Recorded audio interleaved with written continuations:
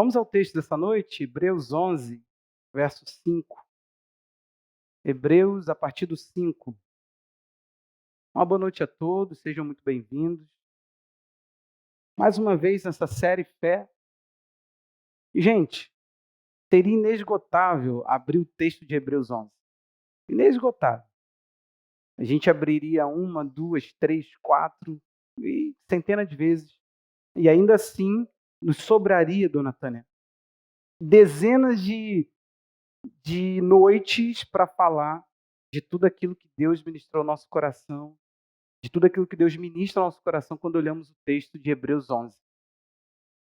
Hoje nós vamos falar, nessa série Fé, desse Deus que quer um relacionamento conosco. Eu quero mostrar para você como que o assunto fé, ele também é um assunto que fala da nossa comunhão íntima com Deus. Gente, renegue tudo aquilo que diz a você que Deus está distante.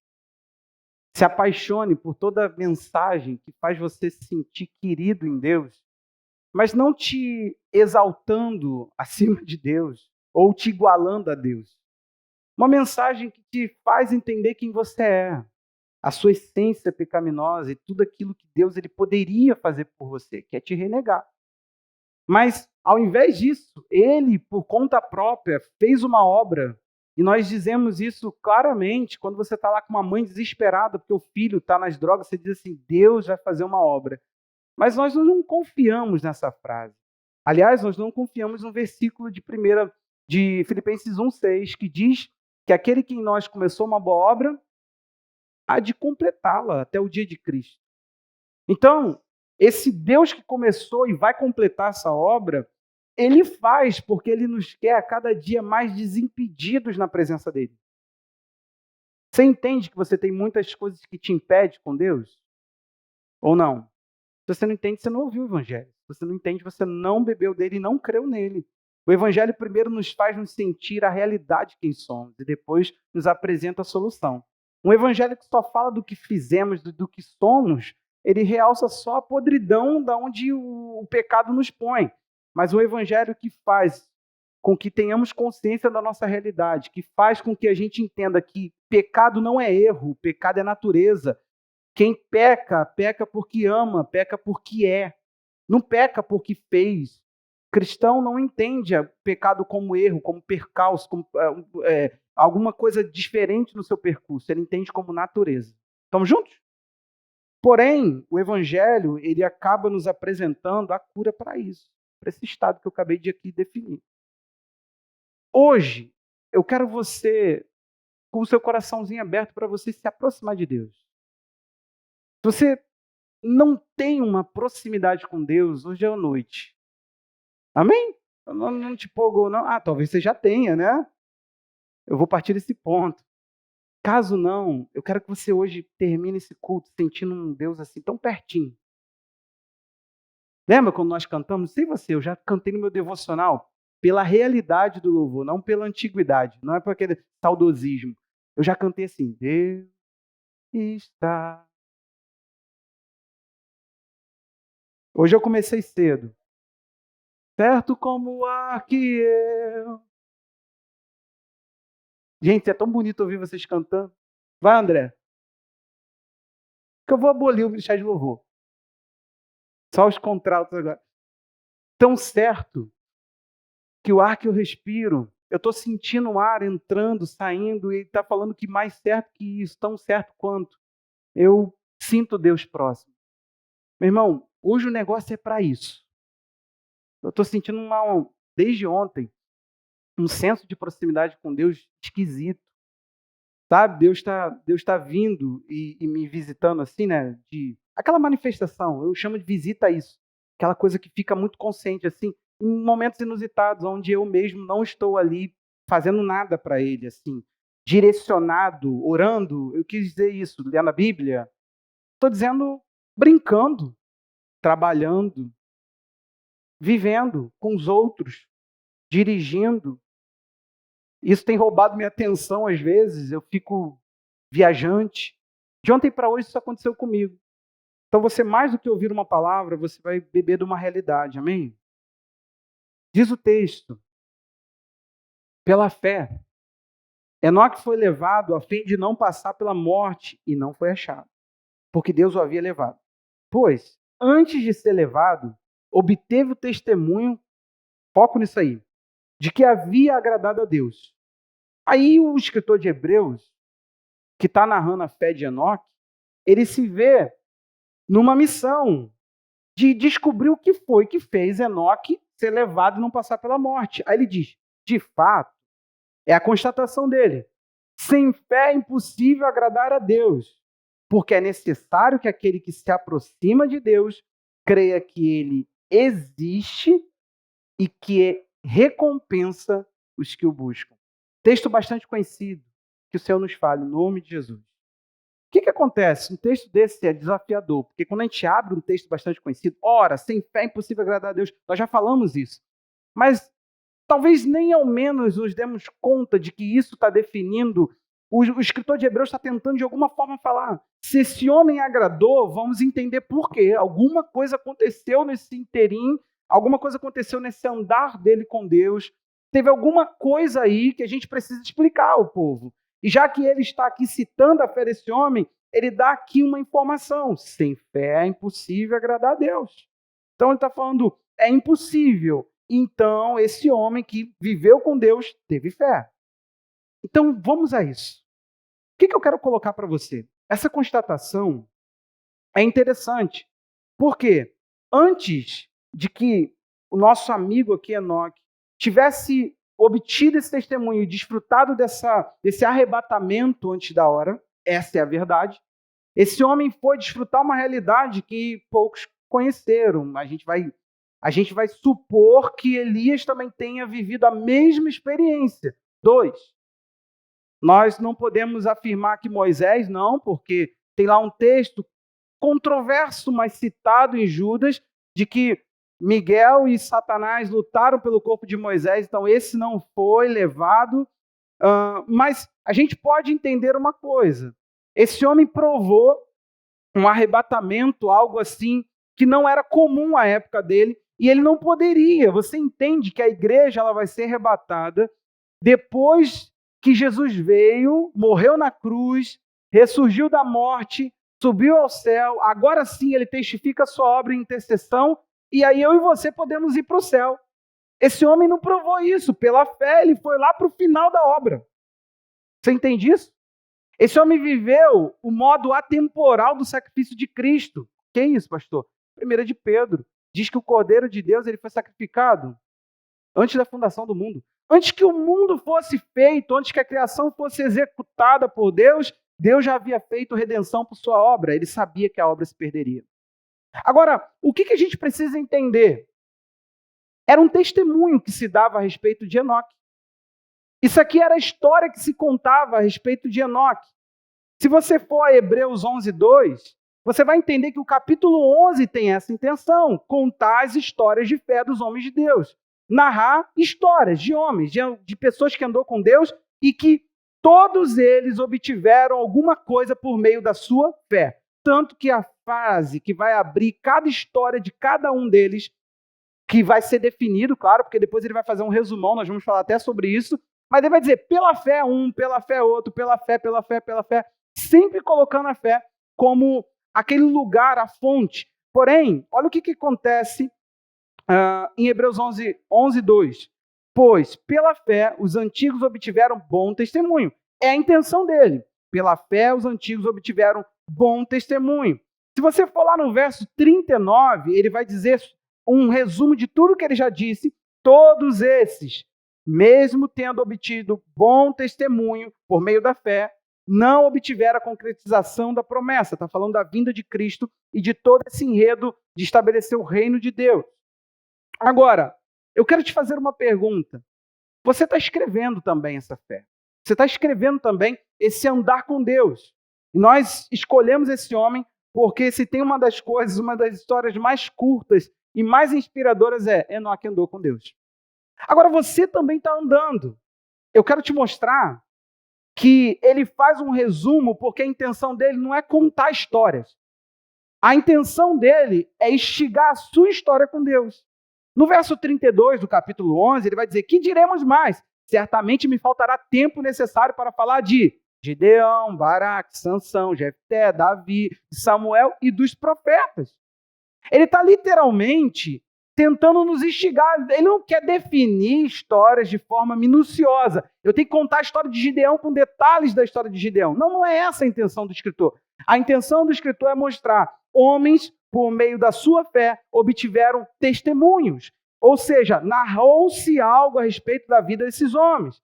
Tanto que o verso 12, capítulo 12, verso 1, ele vai começar com portanto. Já ensinamos isso. Uma conclusão. Olha o que ele vai trazer. Portanto, também nós, visto que temos a rodear-nos tão grande nuvem de... Aí ele vai dizer assim: livremos-nos de todo o peso do pecado que tão firmemente se apega a nós e corramos com perseverança a carreira que nos está proposta. Então a gente precisa compreender uma coisa.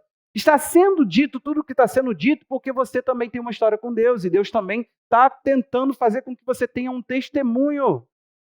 O Hebreus 13, 7, olha o que vai ser dito. Lembre-se dos seus líderes, os quais pregaram a palavra de Deus a vocês e considerando atentamente o fim da vida deles, imitem a fé. Imitem a fé? É óbvio que está dizendo de gente morta, né? Tiveram. Lembra dos líderes, pessoas que morreram, pessoas que foram notáveis na vida de fé. Então, Hebreus está literalmente nesses textos que mostrei para você, mostrando que nós temos também uma história e precisamos trilhar essa história. Quando nós vamos à versão NVT de Hebreus 11:5, a gente já leu. Eu só vou citar para você que diz assim: porque antes de ser levado, ele era conhecido por agradar a Deus. Deixa eu te fazer uma pergunta. Em resumo de tudo isso, é só te mostrar que a nossa vida, ela vai testemunhar esse caminhar com Deus. Tem que ter alguma coisa que aponte que você anda com Deus. Ninguém que anda por fé anda sem sentido, anda sem resultado, anda sem apresentar alguma coisa. O nosso amigo Enoque foi estudado, sabe? Houve conclusão em cima, não foi só citada a fé dele, foi, peraí, é tão curto que a gente precisa entender o que esse homem andou com Deus e Deus o tomou para si. Como é que Deus pega e leva alguém assim, que intensidade, que deseja estar perto? Por que ele fez isso? Por que Deus fez isso? O homem é instigado a pensar. Aí ele vai concluir, ora, ele tem que ter fé, porque sem fé é impossível agradar. Aí ele vai dizer, e aquele que se aproxima de Deus precisa que ele exige. Tá, a questão é, se a gente pudesse pegar e pensar um testemunho para a tua vida, o que diriam a teu respeito? Melhor, qual testemunho que você está procurando obter? Tem que ter. É um caminhar com Deus, alguma coisa vai acontecer, sabe? Que testemunho? O que se diria de você hoje? Isso aí é uma rasura, sua história com Deus é uma bagunça, é um rabisco, alguma coisa. Foi dito lá alguma coisinha, enfim, confusa ou intimidade. Sabe? Sabe por quê? Não sei se você já entendeu. Mas esse homem, diferente dos demais, nós vamos falar de Caim e Abel. Caim entrega uma oferta. Justifica-se. A oferta dele foi melhor que a do irmão dele. Pagou com sangue. Ele está falando, até o sangue dele fala. Está aí o testemunho do homem. Um homem que teve coragem de fazer o seu melhor para Deus. Aí você chega a Noé, estou pulando Enoque, de propósito. Esse homem ouve, vai vir uma chuva, vai matar todo mundo, ele constrói uma arca, ele obedece a Deus. Tudo bem, ele fez alguma coisa, é conclusivo. Ele salvou a sua família, ele perpetuou a raça humana, foi com ele que Deus fez a nova aliança para multiplicar todos nós. Agora, Enoque. O que Enoque fez de notável? Fala para mim. Gente, se eu viro para você e falo assim, eu sou conhecido como alguém que conhece Deus. Se alguém sobe aqui em cima e falar assim, eu quero contar um testemunho para vocês. Essa semana, eu ouvi o Espírito Santo falando comigo. O que isso causaria em você? Sabe por quê? Testemunho. A fé tem resultado. Aí a pessoa sobe aqui e fala assim, gente, eu estava desempregado, eu tinha uma dívida, eu tinha um sonho, eu tinha isso, eu tinha aquilo. Ela vai apresentando os testemunhos de fé. Tem um monte de gente aqui na construção, gente. Nós estamos, essa igreja, para onde eu olho obra. E eu vou mudando as caras assim, eu vou vendo obra, obra, obra. Outro dia o Wagner veio me dizer, chegou na igreja e tá aqui em obra. Eu falei, não é possível, cara. Toda hora. E vamos lá. A gente chega aqui, alguém chega e fala assim, eu estava crendo, meu irmão. E Deus me levou a construir minha casa, eu tenho minha casa própria. Legal. Aí alguém sobe aqui e fala assim, meu testemunho é que agora eu tenho uma intimidade com Deus, eu sinto Deus perto. Cara, não parece ser tão empolgante. Porque eu vou te falar, eu já revelei minha intimidade com Deus para as pessoas. Já deixei as pessoas tocarem o que é íntimo comigo e Deus. Você percebe que as pessoas ficam assim, ah, legal. Interessante. Ah, é isso? Quer dizer que a intimidade que você tem com Deus faz você ser um homem santo? Ah, tá. Sabe, eu não sei o que você quer carregar, mas tem um negócio, sério, eu não sei se eu vou conseguir transmitir em palavras, eu estou tentando aqui, estou tentando me arrumar aqui para eu falar o que eu vou falar agora. Mas tem um negócio em mim, de novo, parece que eu estou lá no meu começo da minha história com Deus, nos dias que eu estava íntimo, numa intimidade simples, eu estou falando isso, era numa intimidade não peneirada. Não tinha nada, não tinha nada, nada, nada. É eu, Deus e uma Bíblia, sabe? Nesses dias. Aí, quando você não tinha, talvez, discipuladores com muita visão para discipular e acompanhar. Eu lembro que quando eu comecei meu processo de santificação, eu estava numa igreja enorme. Eu me converti na primeira igreja batista de Areia Branca. Não estou falando mal da igreja, uma igreja maravilhosa. Mas eu não tinha ninguém para me acompanhar e eu fiquei perdido. Eu pensei, agora eu sou crente, vou comprar uma Bíblia. Aí eu comecei a olhar a Bíblia do irmão do lado. Falei, gente, tudo rabiscado, minha Bíblia está muito sério, sem piada. O pastor Luciano Subirá não conta que ele ficou distraído, ele foi grifando a Bíblia, quando ele viu, estava lá, acho que Salmo 119, todo riscado. Era quase a minha história. Eu queria alguma coisa que me aproximasse de Deus, eu só queria Deus. E eu lembro da loucura que fiz, chamei um amigo, acendemos um incenso. Falei, cara, enquanto esse incenso não queimar todo, a gente não para de orar, beleza? Beleza. Eu descobri que incenso queima tão devagar. E a gente só saiu dali depois que o incenso queimou todo. Ele falou assim, cara, olha que interessante, bobeira, gente, precisa orar com incenso? Não, cai nessa não.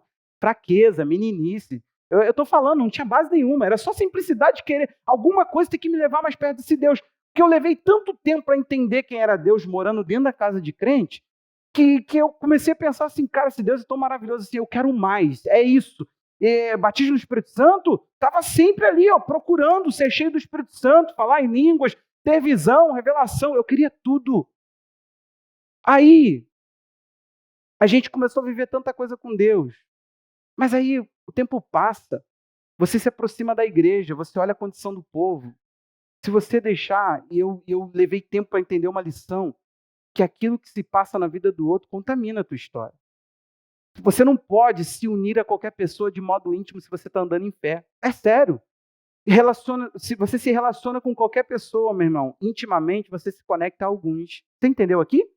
Cuidado com aquelas pessoas que você está assim, andando próximas a ela, porque talvez o desejo delas por Deus vai ser uma coisa tão boa ou mortal para a tua vida espiritual. A verdade é que conta muito o ambiente. E eu não tive a alegria de ter bons ambientes. Eu questionava isso a Deus. Porque eu sei que ele acendeu algo em mim, mas eu me sentia tipo peixe fora d'água, sabe como é que é? Quando você fica tentando falar, eu não encontro o meu ambiente, eu não encontro as pessoas para falar, e eu pastor das pessoas, e as pessoas não seguiam a mesma fome que eu tinha por Deus. E aquilo foi mudando a minha questão. Eu fui pensando, será que eu tenho que falar na meninice delas? Como é que funciona isso? E ainda assim, sem discipulado. Os ambientes de discipulado não favoreciam aquilo que eu pensava querer com Deus, eu só queria uma intimidade com Deus. Aí eu já estou pastor. Resumo da minha história é: desejei muito a Deus e encontrei uma igreja que não tem fome por ele. ela tem fome pelas coisas que ele faz. A grande realidade é que nós queremos obter um testemunho de que Deus serve a nós, de que Deus nos dá, de que Deus me favorece, de que Ele me recompensa. A pergunta que não quer calar, quer ver como é que a tua mente está tão tomada? Deus, Ele é necessário que aquele que se aproxima de Deus creia que Ele existe, completa o texto, quem sabe? E que se torna, ou que Ele é, galardoador. Aí eu te falo, o texto nem é assim, né? A gente leu, eu falei em outra versão. Deixa eu ler aqui como é que é. Recompensa os que os buscam. Recompensa os que o buscam. Aí a pergunta que não quer calar é, que tipo de recompensa é essa? Olha como é que a nossa mente está tomada por um Deus que o tempo todo está fazendo favor, e favores no seu geral materiais. Por que eu digo isso? Presta atenção comigo. Abre os olhos. A questão é, que tipo de recompensa está se referindo o texto? Vamos pensar. Se você busca a Ele, qual seria a recompensa desta busca? Fala, pessoal. Ele. Mas dificilmente eu encontrei na igreja uma busca por Deus pelo Deus. Eu não consigo, eu conto nos dedos. Sinceramente, por favor, me ajude. Se eu estou falando besteira, me ajude. Eu não encontro intenção, quase que zero, para não dizer nulo. Hoje nós estamos passando por um momento difícil, onde Deus não é o nosso desejo. Gente, é só julgar, é só olhar, é só abrir os olhos, é só ser realista, que nós precisamos sim de algo que nos avive. Porque Deus não é o nosso motivo e não é a nossa busca. É simples. É ver que as conversões, elas não são tão conversões. São conveniências. O Deus do desesperado, o Deus do faminto, o Deus do necessitado, o Deus daquele que precisa de algo que é impossível. Há uma frase que diz que é engraçado, que à beira de um perigo, até um ateu é crente. Não é isso? Ai, meu Deus! Não é esse o clamor? O desespero leva a pessoa a clamar para quem ela não acredita. Então, talvez você ainda não entendeu que vai passar o tempo e você não vai poder ser descrito como uma história de alguém que busca Deus. Sabe? Parece aqui, eu não sei se você já entendeu isso, você passa pela fé de Enoque, tem Noé depois. A gente está falando de um único homem na raça humana que chamou a atenção de Deus para manter ele e a família dele. Não era a família, então, talvez nem tinha a ver com isso, era ele. Ele manteve a família. Aí você passa um pouquinho, nós temos o Abraão. Preciso falar? Pai da fé? Preciso. Nós temos Moisés. Detalhe, todos eles vivendo além do seu tempo.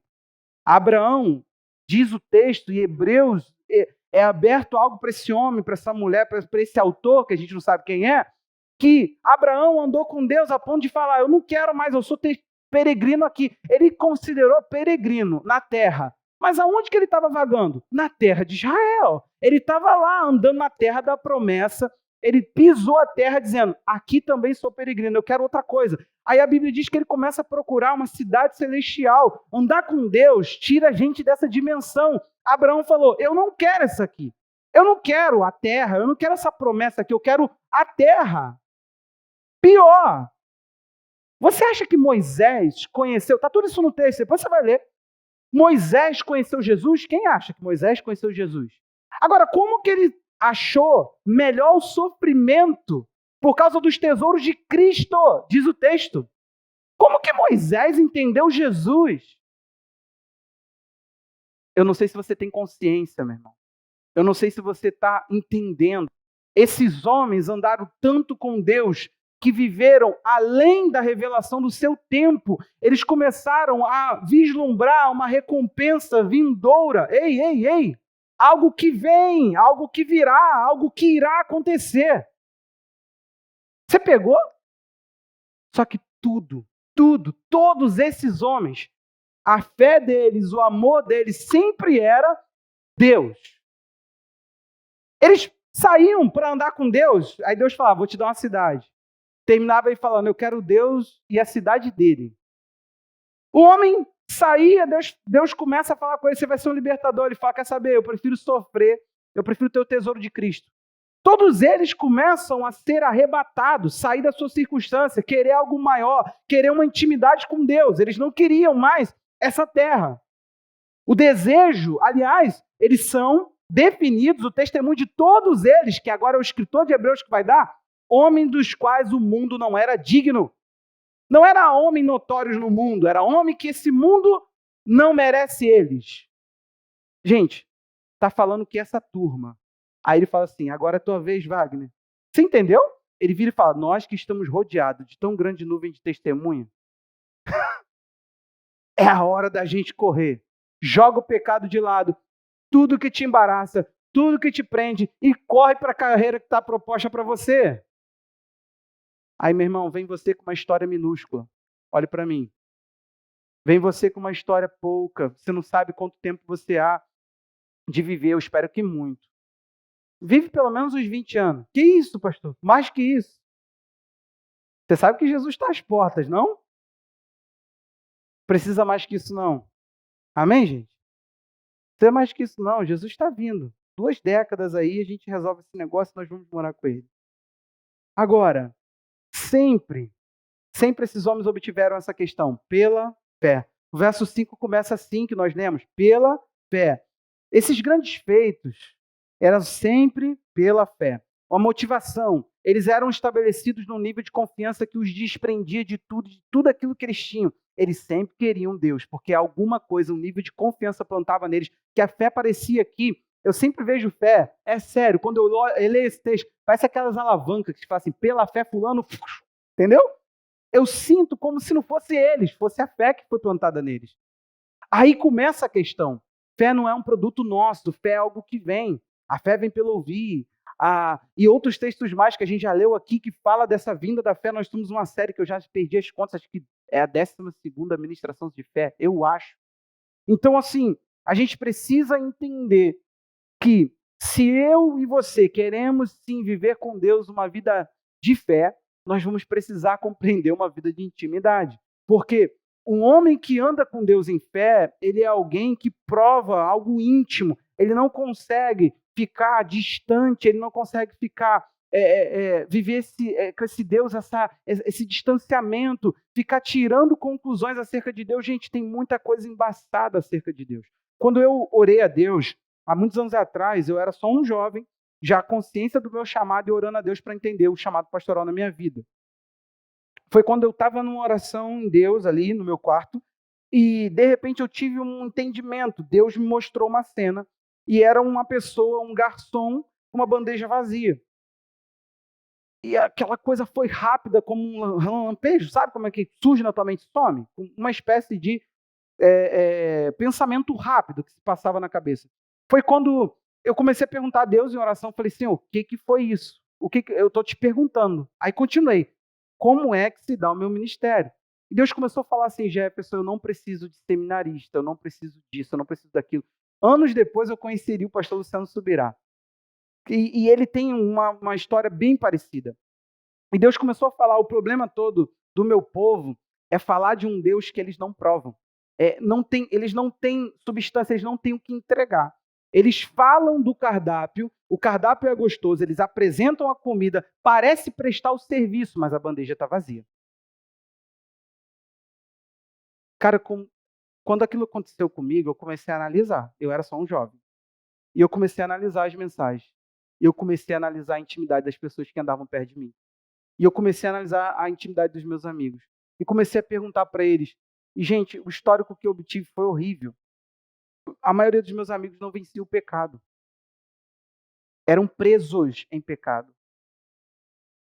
Eles lutavam para viver uma vida com Deus. Mas sabe o que se resumia a vida deles com Deus? Domingo, célula, todo tipo de agenda da igreja. Ali eu comecei a ficar desesperado, sabe por quê? Sério, gente, Deus sabe, eu não preciso ficar justificando, mas meu coração está diante dele agora. A Bíblia diz que pregamos de Deus na presença de Deus. Então Deus se assenta para ouvir aquilo que será dito dele. E ele sabe, é o temor que a gente tem que ter. é de um Deus que está presente ouvindo acerca dele, disse o apóstolo Paulo. Então, pelo amor de Deus, presta atenção aqui. Quando eu comecei a olhar a igreja, eu comecei a ver que a igreja ela não tinha intimidade com Deus. As pessoas sabiam as informações de Deus, repetiam sobre Deus. Você deve saber falar um monte sobre santidade, talvez até coisas que a santidade não é. E simplesmente a gente pensa estar próximo, mas Deus ainda continua tão distante quanto antes, quando a gente estava lá no pecado declaradamente. Isso é que é triste, isso é que é doído, sabe? Porque você não ter Deus por causa que sua mente está totalmente tomada pelas trevas. Aqui, ó. O meu dedo ainda não fecha bem, gente. Tirei, ó. Ô, glória. Mas ainda não fecha, eu estou dando um colé meio assim ainda. Tá melhor do que na semana passada, né? Que eu fazia assim pros outros. Eu esqueci de fazer assim. Agora, preste atenção. Eu quero que você hoje repense. Porque você também está escrevendo um testemunho, uma história. Cara, vale a pena isso aí que está sendo escrito.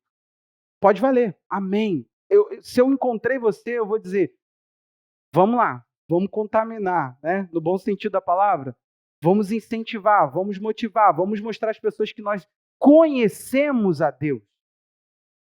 Foi quando que Deus falou comigo uma das frases mais poderosas da minha vida, com todo sentido, e já provei, já preguei essas mensagens várias e várias vezes aqui na igreja. Conhecê-lo e fazê-lo conhecido. Essa é a essência. Você não pode revelar um Deus que você não conhece. A Bíblia diz assim, o Filho, ninguém conhece o Filho senão o Pai, Mateus 11. E ninguém conhece o Pai senão o Filho e aquele a quem o Filho quiser revelar. Deus não é estudado. Deus não é uma matéria que você aprendeu na Bíblia. Você não pode abrir a Bíblia e achar que leu ali e aquilo ali fez sentido para a tua vida. Enquanto aquilo não virá convicção, não virá confiança, não virá certeza, não virá prática, não virá desfrute, você só tem uma informação. Gente, nós somos um povo muito amarrado. Sabe por quê? Não saber é melhor do que saber, perdão, e não desfrutar. Eu era mais feliz quando eu achava que eu só não comia trigo porque me fazia mal. Depois que eu fiquei sabendo os malefícios do glúten, ligados a doenças, lá no fim da vida, doenças terríveis, tipo Alzheimer. Não sou da área, mas se você pesquisar, você vai ver que o glúten está relacionado a isso. Falando besteira, Roberta? Nós que lutamos essa guerra contra o pão? Agora pensa comigo, o que é para mim? Eu não condeno ninguém, pelo amor de Deus. Agora pensa o que é para mim sério. Eu comer uma crepioca enquanto uma pessoa está comendo pão. Não, se põe no meu lugar, porque você já comeu pão perto de mim e você sabe, eu não faço isso. Eu faço? Eu já fiz pão de calabresa para vocês comerem e eu não comi. Você está pensando, então tu quer o meu mal, né, pastor? Não, não vamos por aí. Tu não deixa de comprar. Nesse caso eu fui teu traficante. Teve um dia que eu falei sobre glúten, meti o mal no glúten. Depois eu falei no final do culto, sem piada, eu falei assim, gente, passa na cantina que tem uma pizza deliciosa. Muito contraditório isso, né? O pessoal falou assim, não, você fez primeiro a propaganda contrária e depois mandou o pessoal comer pizza, aí não dá. Tem níveis de conhecimento que a gente é melhor não ter. Gente, é sério. Eu estava todo suado de fazer exercício, fui pegar uma coisa lá embaixo na sala lá de onde a gente mora, aí tinha uma irmã na igreja lá. Aí ela, pastor Jefferson, eu posso te fazer uma pergunta? Eu pensei até que via alguma coisa particular minha. Aí eu falei, pode. Aí era uma pergunta bíblica. E, gente, por que eu? Aí eu falei para a irmã, olha, a heresia que é pregada diz isso aí que você disse. Mas a verdade da palavra não é essa. Aí eu comecei a mostrar de forma doutrinária, mas eu parei na intimidade. Eu falei assim, agora pensa assim. Será que Deus poderia ser pensado? Se isso aí for verdade, Deus poderia ser pensado assim. Ela parou, refletiu. E eu fui vendo. Falei, gente, a gente prega um Deus complicado e distante. um Deus atrapalhado, um Deus sem motivos. Ele fica por aí fazendo coisas aleatórias, abençoando pessoas com a vida totalmente corrompida e essas pessoas testemunhando que foi ele que fez.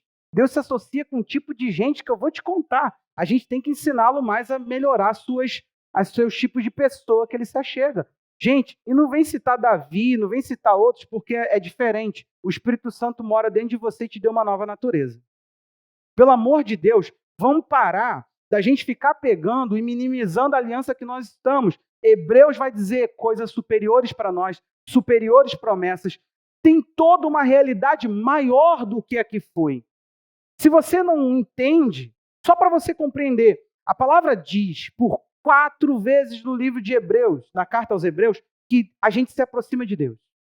Eu não vou lembrar de cabeça agora, sim, só 2 versículos eu vou mandar de cabeça, 3, que é Hebreus 4:16, perdão, Hebreus 7:25 e Hebreus 10:1. O que ele fala? Em Hebreus 10 alguma coisa também fala, se aproximou. Esse termo aproximou, preste atenção aqui. Ele está querendo dizer o seguinte: minha esposa está próxima a mim. Não significa que ela está tão próxima a mim. Ela está mais próxima do que... Gente, estou me sentindo aquela menina do iPhone quando eu faço essas coisas agora. Minha esposa está mais próxima a mim do que a Lucília. O que o texto está falando? Eu amo essa ideia de aproximou, ou aqueles que se aproximam, ou ninguém que se aproxima de Deus. A gente precisa crer. Ele está falando que todo aquele que faz esse caminho de proximidade de se achegar. Então me leva ao entendimento de que a gente tem a possibilidade, tem o caminho aberto. Aliás, foi eu que disse ou foi Hebreus que disse que ele consagrou para nós um novo?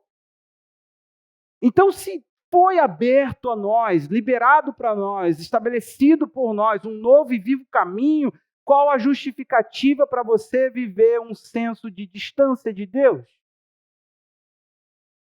Tem alguma coisa acontecendo. E eu vou colocar a culpa na busca. Sabe por quê? Nós precisamos começar a mudar a recompensa. A gente começa andando de forma imatura, amém, está tudo bem. O menino, ele vislumbra pouco, ele sabe pouco, ele quer pouco.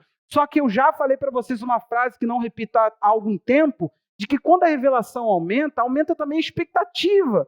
Quando eu começo a provar um Deus maior, eu não quero um Deus menor, eu não quero uma unção de Deus menor, eu não quero uma vida de Deus menor, eu não quero um menor resultado para a minha vida de fé. Eu não quero ficar afirmando que a palavra diz que eu sou santo e ficar preso no pecado.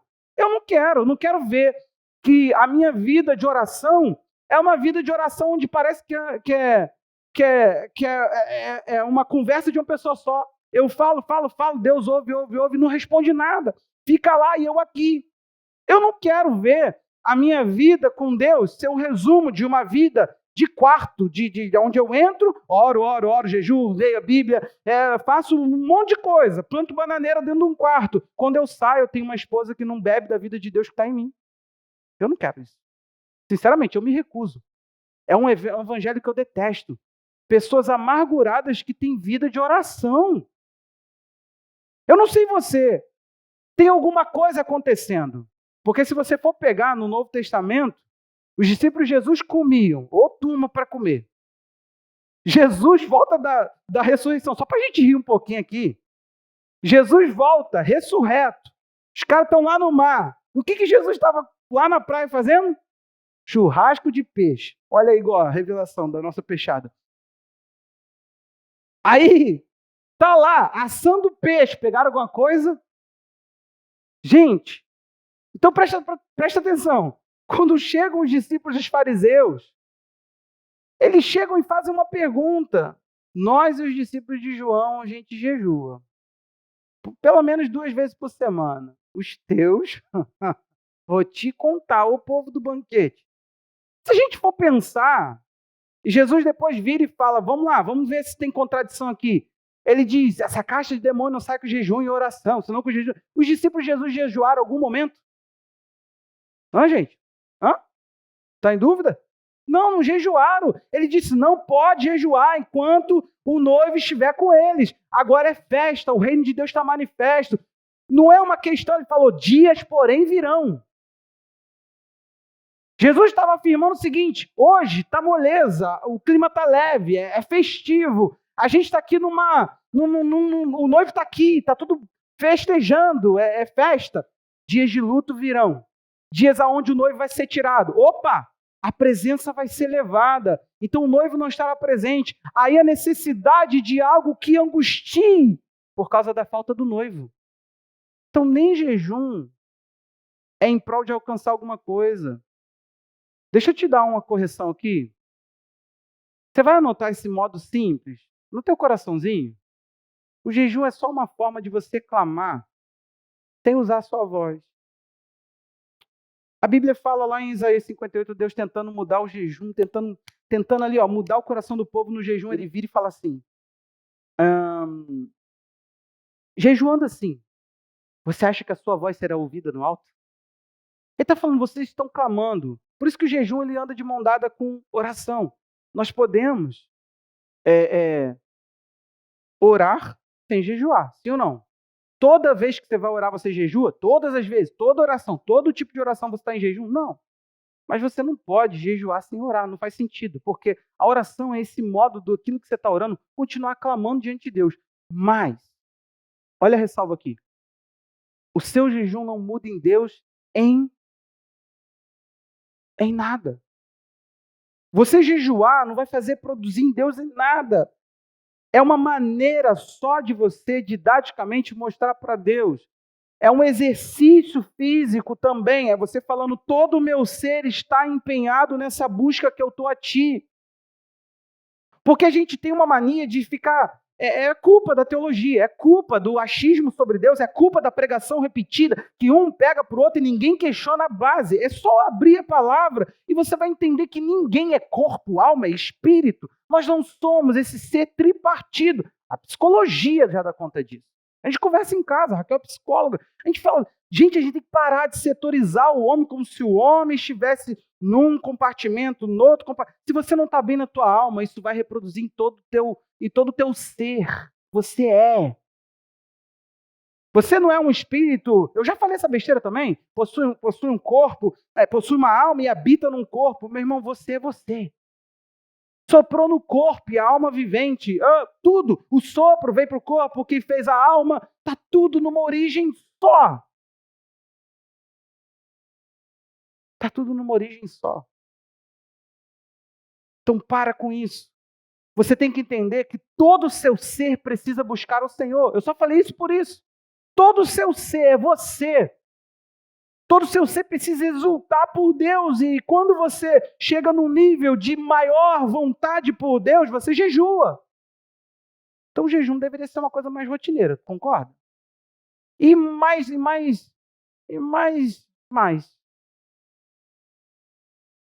Jejum de refrigerante? Você faz um favor para a tua glicose, sei lá, mais o que, triglicerídeo e gordurinhas. Tu faz um favor. Mas, pastor, tudo bem, meu irmão, mas eu estou te falando para você fazer um negócio intenso. Você não diz que está buscando o Senhor?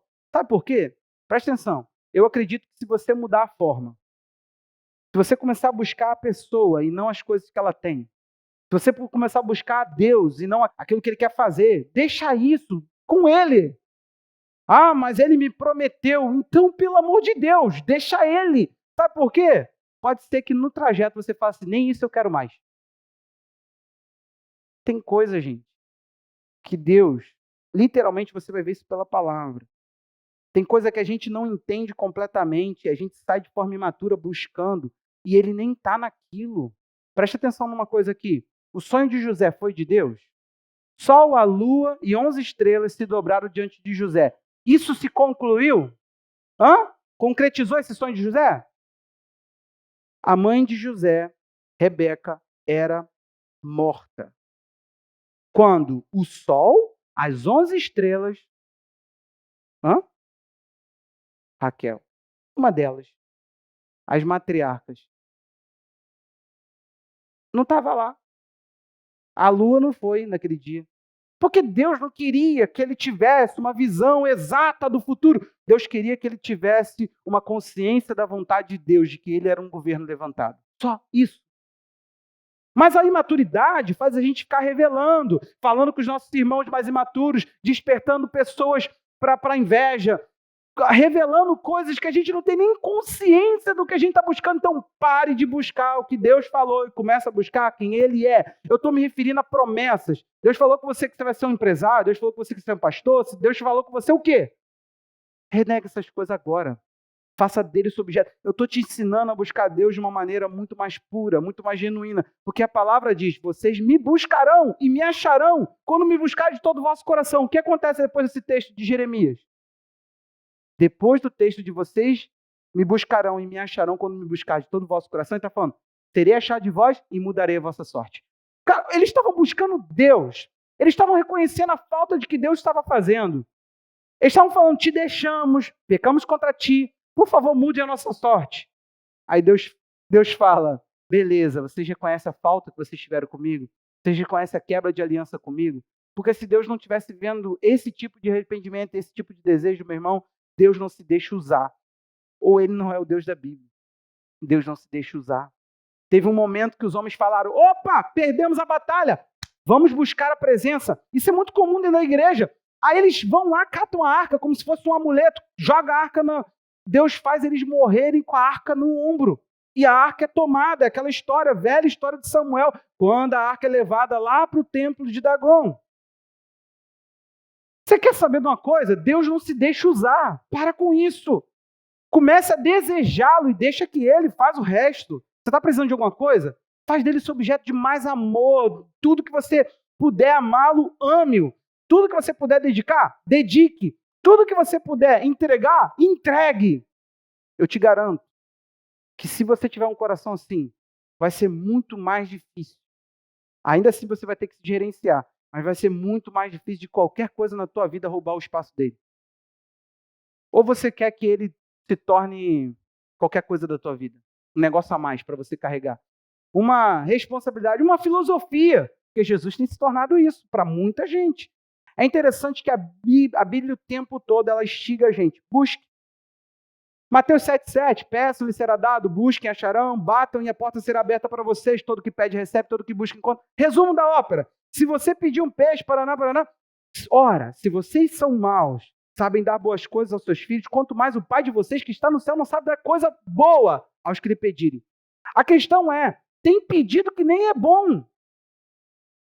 Agora, se você fizer dele aquele que você busca, se você fizer dele o seu maior amor, o seu maior desejo, o seu maior prazer, eu te garanto que ele saberá te recompensar até nas coisas que você pede. Ele não te dará coisas para te prejudicar. Ele não te dará coisas ruins. Vai ter coisa que ele vai falar para você. Teve um dia que eu estava pedindo algo ao Senhor e eu não sabia como buscar aquilo, mas estava buscando. E ele falou assim, eu não acrescentei isso a você. Eu entendi. Eu não acrescentei. Eu entendi. Isso é algo que está vindo, que eu poderia escolher, eu poderia ter resultados. E ele me falou dos resultados, eu tive sabedoria para dizer, não quero isso. Mateus 6,5, o que ele diz sobre orar? Quando vocês orarem, não sejam como os hipócritas. 6,5 diz, vamos lá, só para vocês acompanharem comigo, não sejam como os hipócritas que gostam de orar em pé nas sinagogas, nos cantos da praça, para serem vistos pelos outros. Em verdade, digo que já receberam a sua recompensa. O que ele está falando? Se eles buscam ser vistos, é isso que eles terão. Já foram vistos, pronto, acabou. Deus está falando, tem oração que nem passa daí. Ele está falando, se não há uma devoção sincera, serve para quê? Olha só que idiotice, a pessoa fica em pé na praça, ora, meu Deus, meu pai, perere. O outro viu. Ele está falando, você não queria isso? Não, você recebeu. Aí ele vai fazer uma prova da pureza da busca. Ele vai dizer assim, mas, ao orar, entra no teu quarto, fecha a tua porta, ora seu pai, que está, olha como é que Deus é, íntimo. Ele está em secreto. Ele está íntimo, ele está guardado num lugar de intimidade. E o seu pai, que vem em secreto, lhe dará a recompensa. Quando a gente lê recompensa, meu irmão, nossa mente já vai plim, plim, no cifrão, né? Tu já pensa em coisa, tu nunca pensa nele. Fala a verdade, vamos ser sinceros, meu irmão. Agora, talvez você não entenda. Por que eu te disse que Hebreus fala por 4 vezes a palavra aproximação? Sabe por quê? Está falando do comparação do Antigo e Novo Testamento. Deixa eu te contar uma coisa aqui. Tem aqueles filmes que você vê a Arca de Deus, sabe? Lá no Jordão. A Arca de Deus não era vista, gente. Está na Bíblia. Está na Bíblia. A Arca de Deus não era vista. Você lê isso na forma como eles desmontavam o tabernáculo. Eles pegavam... Eu nunca tinha visto ninguém falar sobre isso. Sinceramente, eu li na Bíblia, estudei, entendi, caramba. E eu, essa semana agora, lá em Israel tem um local que é um tabernáculo em tamanho real. Eles montaram um tabernáculo com peças, né? Idêntico ao tabernáculo de Moisés. Aí o que aconteceu? A pessoa foi e falou. Falei, poxa, agora as pessoas pensam que Deus era visto. O que isso é interessante para nós? O povo literalmente desbancava soltava aquele pano todo em cima da arca. Por cima daquele pano todo, daquela cortina toda que envolvia o tabernáculo, o local fechado, santo lugar e santo dos santos, eles pegavam e jogavam um pano azul e depois um monte de pele de animal. Então eles viam uma caixa andando. Por que isso, pastor? Porque Deus, ele habitava no esconderijo do Altíssimo. Deus era misterioso, era guardado, a presença dele era acessada por uma pessoa íntima, o sumo sacerdote, que por sinal teria que pagar ali um preço, literalmente aí, esse homem pagava um preço para estar no lugar mais íntimo com Deus da face da terra. Estamos juntos? Então preste atenção, Hebreus vai falar que eu e você agora recebemos uma coisa, Jesus foi primeiro, precursor. Aí ele está falando que nós nos aproximamos. Então a ideia de Hebreus é falar o seguinte: ela, lembrando aqui, está mais perto, Lucília está mais longe. Então, ela ainda não está tanto quanto devia, Lucília está mais ainda distante. Elas vêm vindo, a presença de Deus está aqui. Elas vêm se aproximando, até ter a intimidade que Deus deseja conosco. Agora, o escritor de Hebreus vai chegar ao exagero de falar, em Hebreus 10, 19, que o santo dos santos agora é meu acesso e seu acesso. O lugar onde tinha todo um trabalho místico de esconder ao símbolo da presença de Deus, que era a arca. Você tem noção, meu irmão, que Deus te deu acesso? Agora, eu não gosto de elevar a sua expectativa sem trazer você também para a realidade de onde nós nos encontramos. Fala sério, quantas pessoas você conhece que provam essa intimidade? E eu estou te falando que quando elas entram, elas saem. E quando elas saem, elas carregam o que elas obtiveram lá dentro. Eu estou te falando que a fé dela fala. Eu estou te falando que a fé dela é visível. Eu não estou te falando de fé, de coragem, lembra, de conquista. A fé não tem nada a ver com isso. A fé é até para a hora que a gente perde. E Hebreus 11 já deu conta de falar que tem homem que foi cerrado ao meio pela fé. Tem gente que se lascou por causa que creu. Então, peraí, a gente não pode ficar aqui tampando só com a peneira. Fé não é uma questão de positividade. Fé sustenta a gente quando a coisa vai dar ruim, quando está tudo péssimo à nossa volta. A fé vai ser sempre aquele lugar mais firme que nós encontramos em Deus. Aquela certeza de Deus que contraria toda a lógica. E se você ainda não passou, eu tenho profetizado. Não precisa de profecia não, eu estou brincando, mas não precisa de profecia, presta atenção aqui nisso. Se você ainda não passou por um caos na tua vida, você irá passar. Você sabe o que vai fazer toda a diferença, hein? A certeza que você carrega desse Deus que você anda com ele. Porque uma hora vai te ser cobrado. Então preste atenção nisso. Nós precisamos mudar. Deus, ele precisa ser a recompensa da busca. Ele precisa ser sempre o objeto do desejo. Ele precisa ser sempre o centro daquilo que eu almejo, que eu quero. E eu quero terminar em Oséias 6:1. Gente, esse texto nós precisamos ler. Tem algo lindo nesse texto. Acompanhe comigo, vamos ler atentamente, por favor. Você percebeu que tem um aspas ali? Olha a aspa. Você sabe por que é aspa, né? Para quando você vai citar a fala de alguém. Pastor, o que isso é interessante? É aula de português? Não. Ainda mais que a Lucília hoje está na portaria olhando para mim. Não é mesmo. Isso aí é para você entender o seguinte. esse venham e voltemos para o Senhor, não são palavras do profeta, são palavras do povo de Israel. Ele está dizendo que esse aí era o discurso do povo. Olha como é que o povo... Gente, olha isso aqui, por favor, enxerga isso aqui. Venham, voltemos para o Senhor, porque Ele nos despedaçou, mas vai nos curar. Fez a ferida, ligará, viu? Nos feriu, mas vai atar as feridas. Para um pouquinho aí. Você sabe o que aconteceu no 5? No final do 5, Deus falou assim, eu vou para cima deles igual um leão. Eu vou atacar eles, eu vou destroçar eles. E vou voltar para o meu lugar.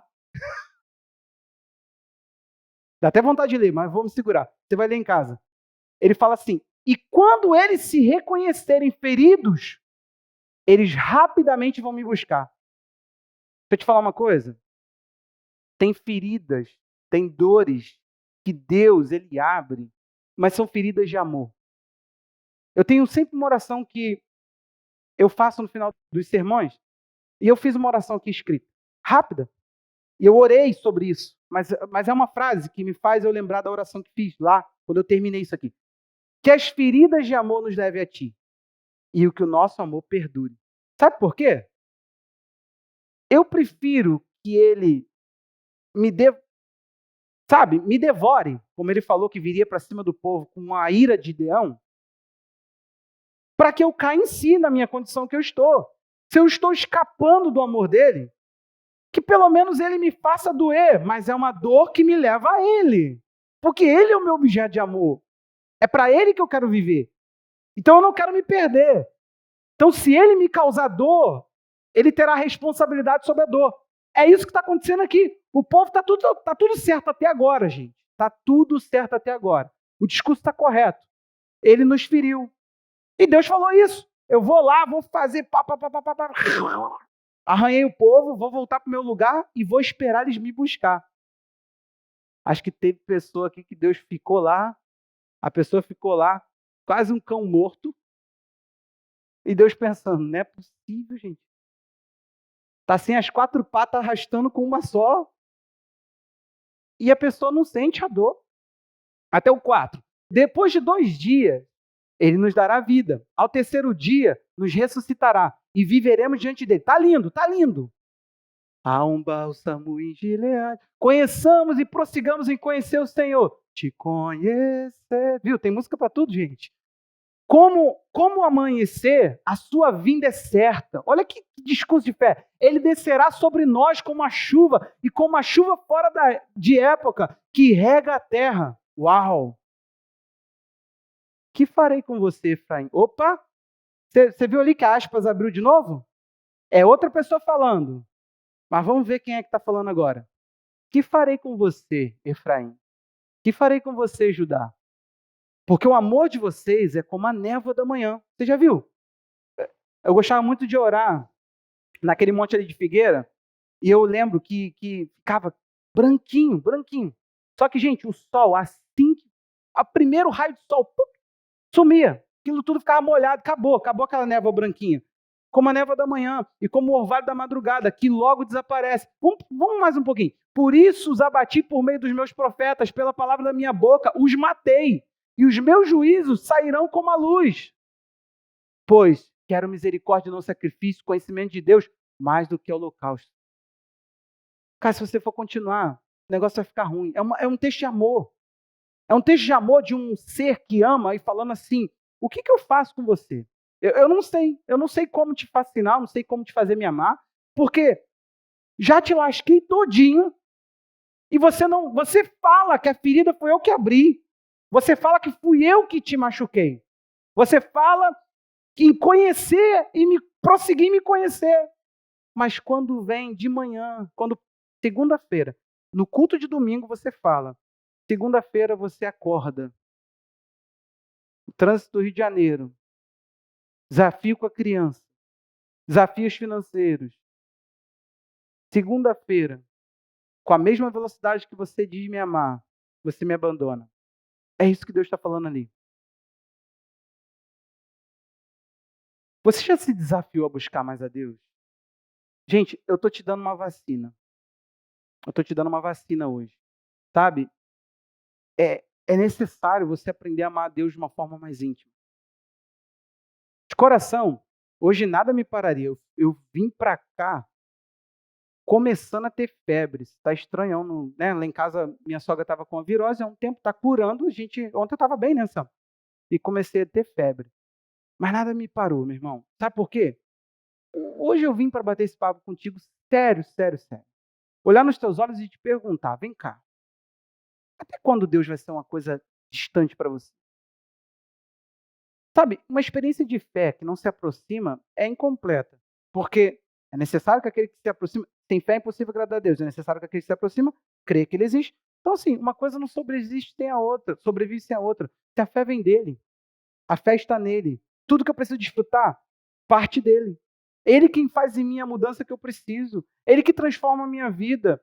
É ele quem faz o evangelho ser poderoso como é, gente. Eu te garanto, e eu serei essa voz enjoada, chata e às vezes mal compreendida.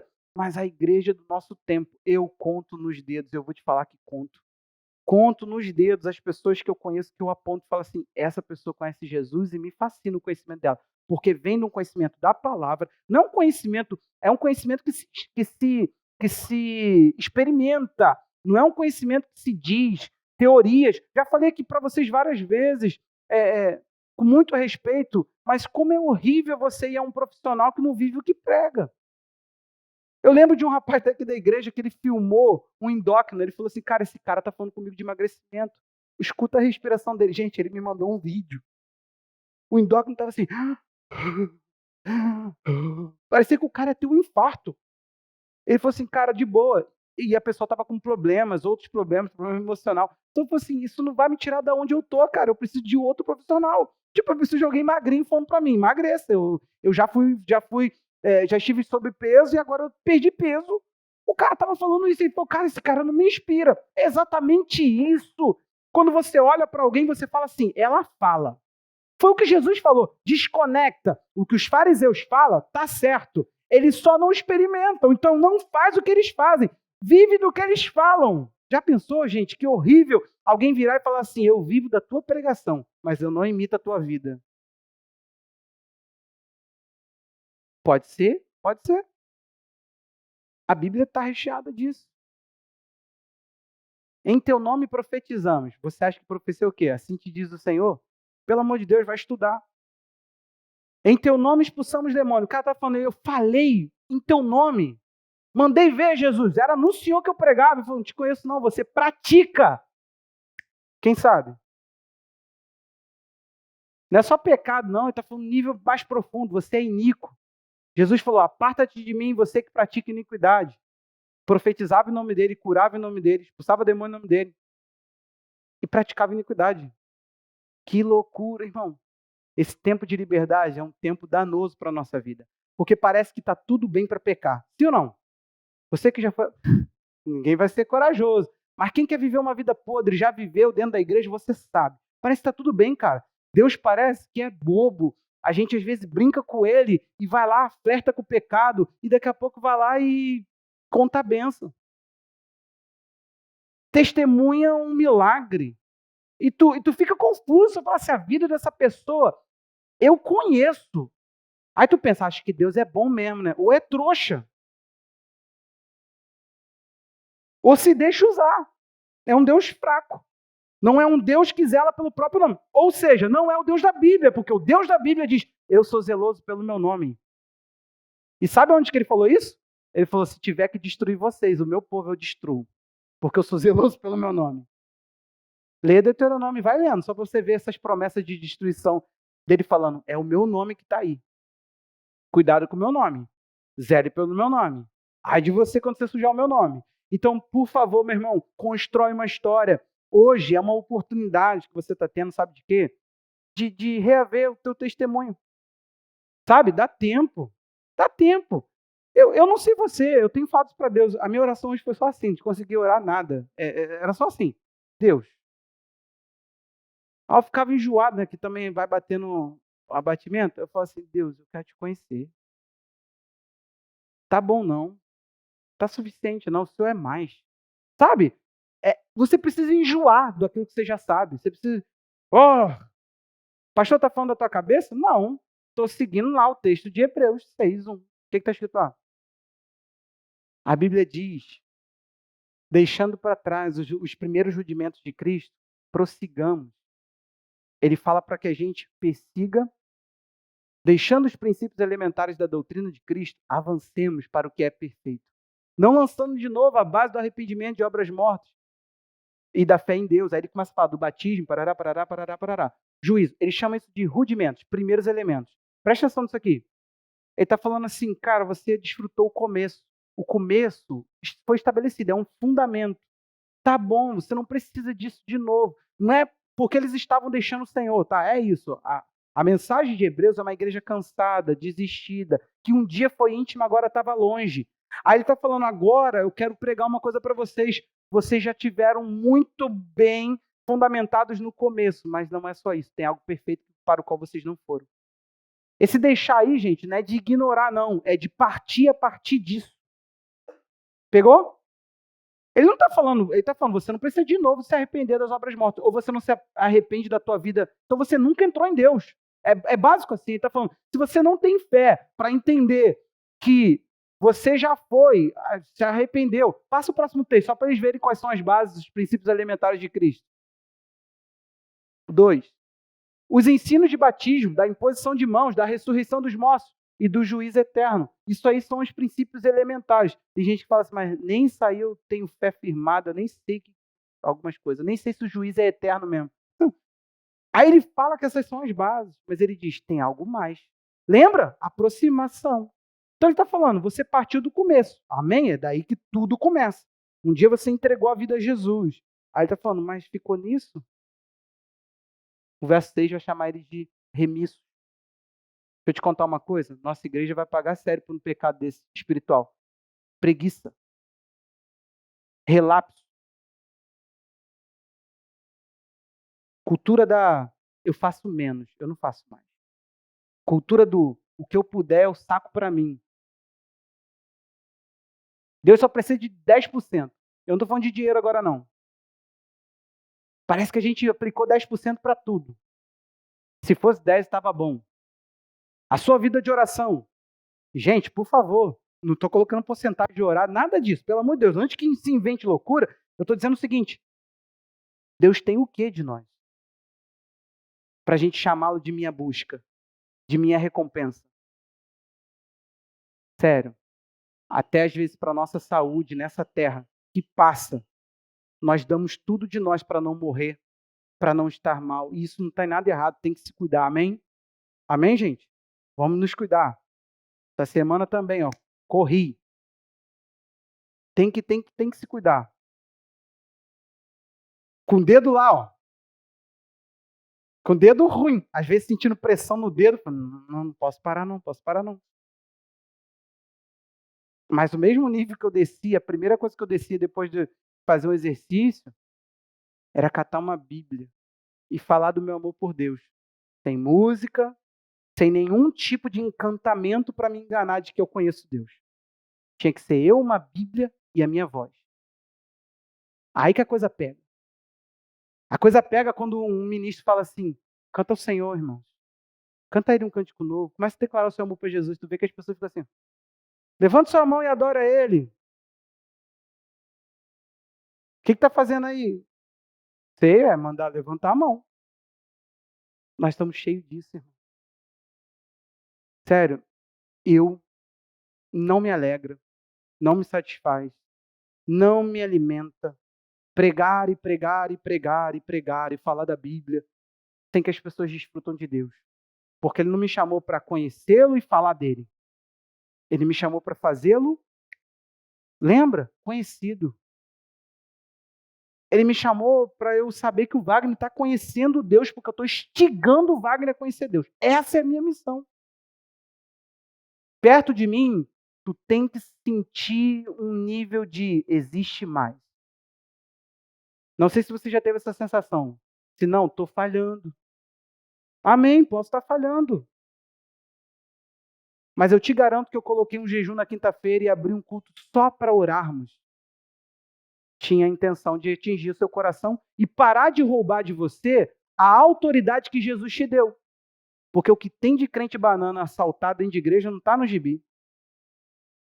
Quando a gente pega e fala, agora nós temos aqui os irmãos do coque, o irmão da irmã do coque, o grupo de oração, o círculo de oração, a gente está iludindo que o André não precisa de orar, porque ele não é do chamado da intercessão. Meu irmão, se teve uma das coisas que a igreja lutou, Martim Lutero foi lá, deu a cabeça para ser estapeado. Eu estava lá ouvindo o pastor Danilo, falei, meu Deus do céu, o pastor Danilo pregou uma mensagem sobre sacerdócio.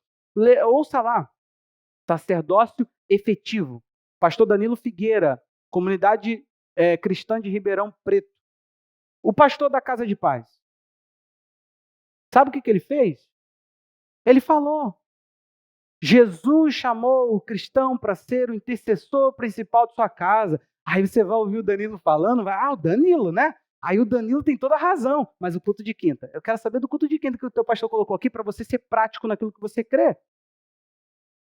Meu irmão, nós estamos vindo para cá para clamarmos por esse espírito que temos jejuado. Gente, é notório, os milagres passaram. As conversões estão frágeis, as pessoas se convertem ao sei lá. Se não há consciência de pecado e não há consciência do amor de Deus, não há conversão, gente. Por mais que a pessoa chore e se inscreva na igreja. Há só aumento de número. Eu não estou querendo isso, eu quero conversão, eu quero ver gente mudar. Eu quero que o que aconteceu com os nossos jovens aconteça em massa. Os jovens, sem eu pedir, sem mandar, por uma tarefa do Habitude, mas foram. Entraram nos lares, oraram. E eles viram com os próprios olhos deles, não é eu falando daquilo que já vivi. É eles viram com os olhos deles de que as pessoas estão sedentas, de que elas pegam jovens e botam dentro da casa e chamam, falam, vem aqui, ora aqui pelo fulano. Eles estão sedentos por Deus, fala, vamos, a minha casa está aberta, vem fazer visita aqui, vem fazer ensino. Meu irmão, falta nível de conhecimento, porque se a gente não conhece a Deus e não o ama com tudo que a gente vai amá-lo, a gente não tem como amar o nosso próximo como a nós mesmos, porque o segundo é dependente do primeiro. É simples assim, pastor, por que não evangelizamos? Porque não amamos a Deus o suficiente. O seu amor está denunciado na sua evangelização, está denunciado na sua oração. Você não precisa sentar com você para saber como é que você está. Eu preciso olhar as cadeiras do culto de quinta. Não, pastor, não me julgue por isso. Eu te julgo pelo quê? Eu conheço a árvore pelo quê, irmão? Eu conheço você pelo teu nível de entrega. Eu conheço você pelo teu fruto, pelo aquilo que você resulta. Vamos lá, eu preciso falar de novo de prestação de conta? Preciso disso? Liçãozinha de beabá, pelo amor de Deus. Eu te conheço pelo aquilo que você entrega. Eu te conheço pela sua vida de discipulado. Te conheço por isso. Que intensidade é essa de ajuste que você tem que você nunca precisa marcar um discipulado para mudança? Para ajuste, para falar, pastor, estou aqui porque eu vim confessar um pecado, te pedir ajuda. Chega de pornografia na minha vida, chega de não pagar energia na minha casa e ficar feliz com isso. Pastor, chega, eu tenho uma impureza, tem uma mulher me perseguindo. Pastor, me ajuda, eu não vou cair em adultério. Gente, eu tenho nada. Vocês, caramba, Jesus só vai arrebatar só essa igreja aqui. Santo, santo, santo somos nós dos exércitos. Nada, zero. Não tem nada que prende você, deixando todo o peso, deixando todo o pecado correr para o nosso testemunho, para aquilo que nos rodeia. Não tem nada que você precisa deixar, não tem nada te atrapalhando de chegar a Deus. Então, o que está acontecendo com a gente? Vamos para outro diagnóstico. Está louco isso aqui. Está difícil de achar. Desabafo? Não, aplicação da palavra. Eu estou chamando você para entender. Se não for ida a um grupo pequeno, abertura de uma casa de paz, oração, sua vida de oração, você tem que estar orando mais, não orando menos. Você tem que estar lendo mais, não lendo menos. Você tem que estar jejuando mais, não menos. Se não for isso, vai ser o quê? O que eu vou falar? O tanto quanto você posta um versículo no Instagram? Pode até ser. Melhor do que só mandar meme.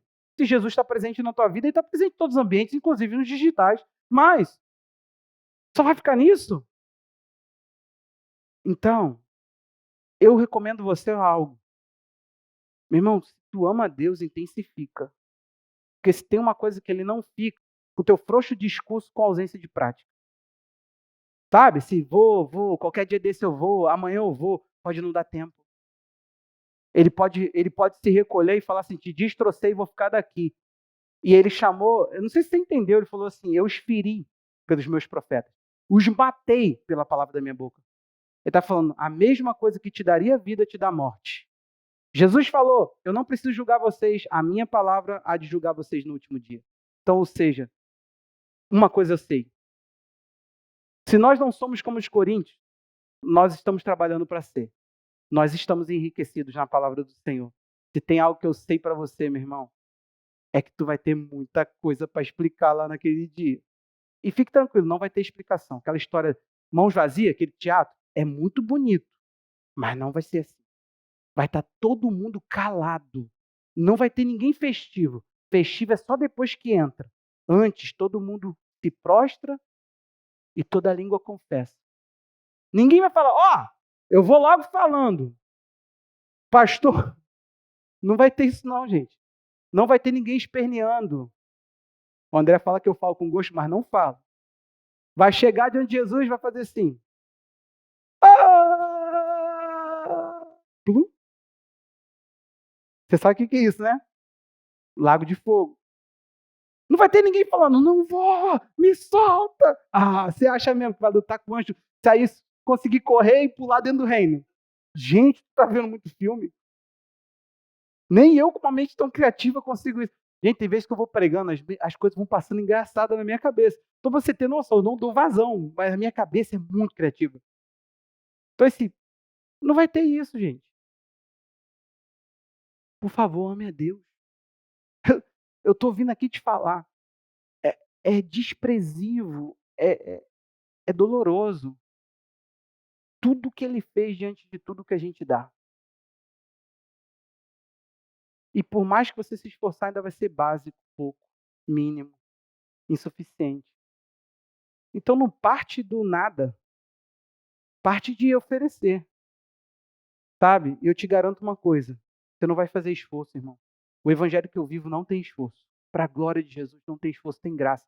E isso que me fascina, porque eu sei que eu não sou nada além do que ele tem feito. E isso me faz viver uma vida de eu não posso ficar longe. É isso que me prende.